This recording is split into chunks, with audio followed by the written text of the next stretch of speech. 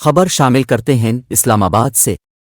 Cigarette کی پیداوار و فروخت میں کمی، حکومت کو اربوں کا نقصان ہوا۔ سگریٹ سیکٹر کی پیداوار و سیلز میں کمی، قومی خزانہ کو اربوں روپے کا نقصان۔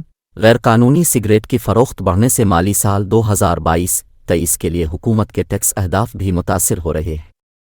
فلپ مورس پاکستان کے چیف ایگزیکٹو افسر محمد ذیشان نے صحافیوں سے گفتگو کرتے ہوئے کہا کہ ایکسائز ڈیوٹی میں اضافہ کے بعد سے سگریٹ کی غیر قانونی فروخت کا رجحان برقرار رہا تو حکومت کے لیے ٹیکس اہداف پورے کرنا مشکل ہوگا۔ انہوں نے بتایا کہ حکومت نے سگریٹ پر فیڈرل ایکسائز ڈیوٹی میں رواں مالی سال 200% اضافہ کر دیا، جس کے نتیجے میں مارچ اور اپریل 2023 کے دوران پاکستان کی 2 دستاویزی کمپنیوں میں سے ایک فلپ مورس پاکستان کی فروخت میں 70% اور پیداوار میں 60% تک کمی آ چکی ہے۔